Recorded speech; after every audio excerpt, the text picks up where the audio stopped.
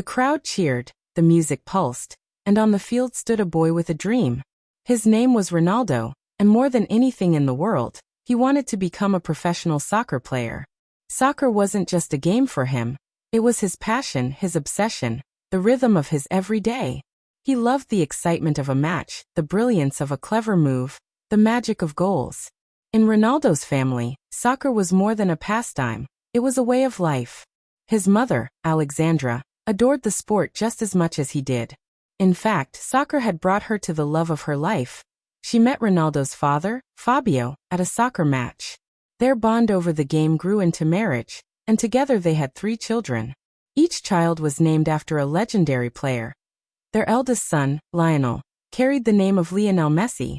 Their daughter, Marta, was named after Marta Vieira da Silva, one of the greatest female players in history.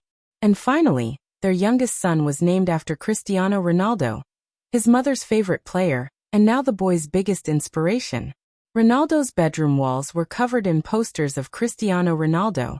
He studied every move of his idol, mimicking his style, dreaming of the day he could step onto a grand stage as a forward, just like him. The forward, after all, was the star. The one who attacked, who created magic, who scored the goals that made the crowd roar. Goals were glory, and glory was what Ronaldo craved. Of course, there were other positions. For midfielders who moved freely, sometimes defending, sometimes attacking, often creating chances for goals. Then there were the defenders, a line of 4 players who stood strong in front of their net, sacrificing glory for the team's protection. And finally, the goalie, the loneliest, most pressured role on the field. The goalkeeper could use their hands, but with that came the crushing responsibility of stopping every shot. Ronaldo wanted none of those roles. He didn't want to guard, he didn't want to set up plays, he didn't want to block. He wanted to strike. He wanted to be the forward who sent the ball flying into the net. At practice before a big Thursday game, Ronaldo showed his talent. He dribbled past defenders with ease, struck the ball with power, and earned a starting position as forward for the match. His heart raced with excitement. This was his chance. His chance to prove to everyone that he wasn't just another kid playing soccer.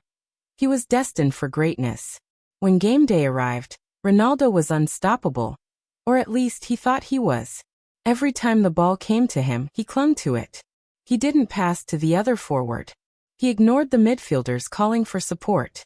He tried to do everything on his own, determined to score the winning goals that would make him a hero. But soccer is not a one-man game. The rival team quickly figured out Ronaldo's strategy. Whenever he touched the ball, defenders swarmed him. He was trapped, forced into mistakes, stripped of the ball again and again. No matter how hard he tried, no shot found its way to the back of the net.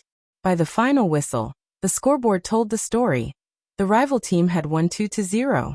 Ronaldo's team hadn't scored a single goal. His teammates walked off the field frustrated, but Ronaldo was crushed. He had dreamed of glory, of lifting his team, of shining like his idol.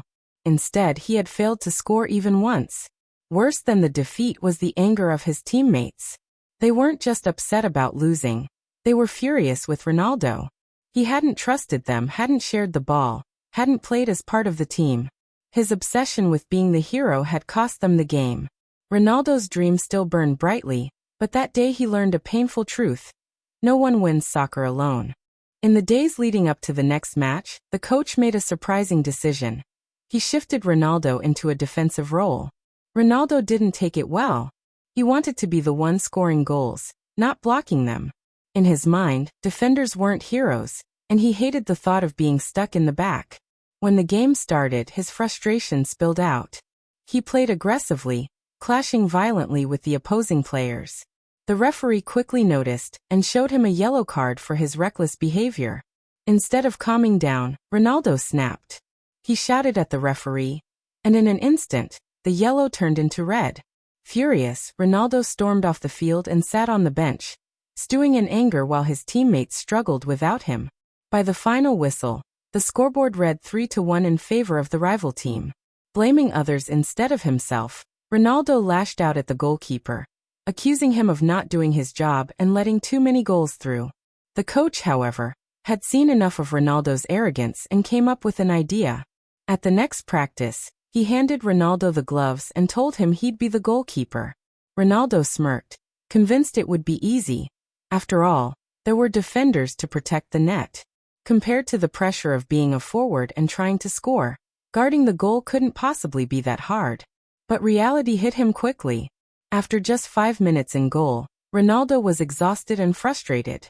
He begged to switch back, even wishing he could change teams altogether. By the time he got home, he was fuming. His mother, Alexandra, noticed immediately.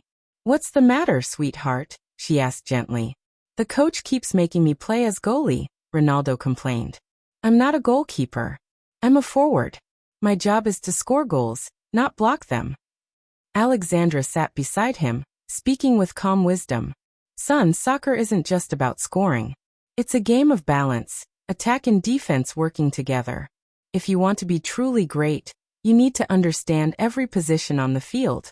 The best players trust their teammates and play wherever the team needs them. That's how you become not just a good player, but a great one." Ronaldo frowned. "But I want to be like Cristiano Ronaldo. He's a forward." She smiled knowingly.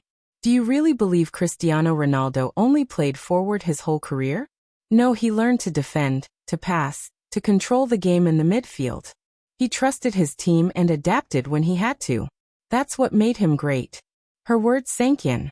For the first time, Ronaldo realized that being a great player wasn't about chasing glory for himself. It was about helping the team succeed. At the next practice, he showed up with a different attitude. Instead of complaining, he played where he was needed. He passed the ball, encouraged his teammates, and kept his energy positive. In the following match, the coach placed him as a midfielder, a role that required him to both defend and attack.